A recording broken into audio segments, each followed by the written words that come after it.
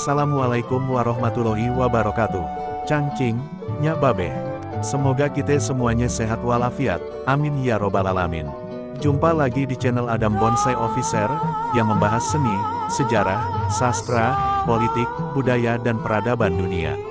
Kali ini admin membagikan sebuah artikel tentang sejarah Betawi pada masa silam.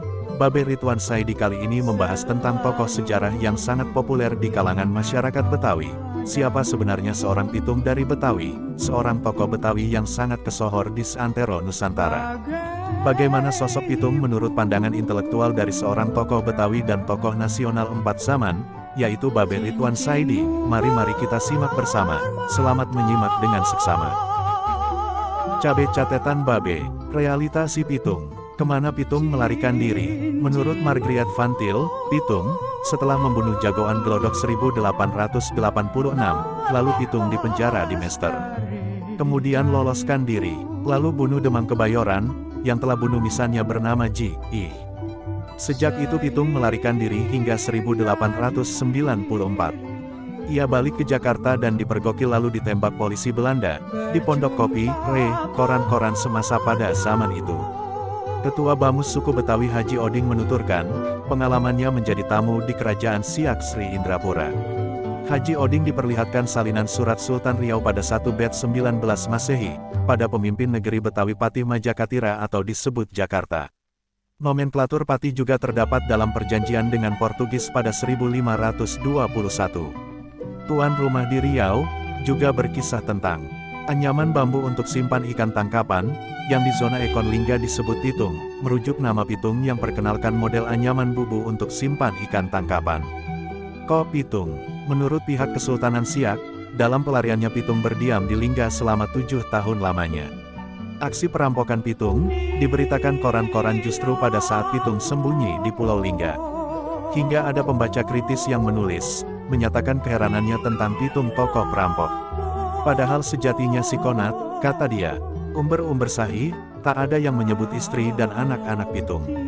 Margriet Van Til yang menulis Pitung 1984, mengatakan ditemukannya surat-surat Pitung dengan nama asli Solihun, di Masjid Al-Atik Bukit Duri Tanjakan, tanpa mengungkap isi surat-surat itu. Maka patut diduga Pitung seorang adalah seorang Gusti. Gusti itu artinya ahli tulis. Biasanya Gusti dipakai jasanya di Labuhan, sebagaimana penerjemah. Sehingga sangat mungkin bahwa Pitung berdiam di Kampung Gusti, sekarang letaknya di Jakarta Barat. Pitung membunuh jagoan Glodok dengan pistol, juga Demang Kebayoran. Kalau Demang dibunuh dengan rencana, bagaimana dengan jago Glodok? Dan bagaimana pula Pitung begitu mudah mendapatkan pistol di zaman itu? Belanda takut sama Pitung dapat dibuktikan dengan laporan Snoek Hurgronje, pada Gubernur Jenderal Hindia Belanda.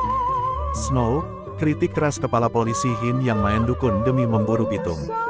Pitung tampaknya memiliki jaringan tapi bukan krem, malah mengarah intelijen.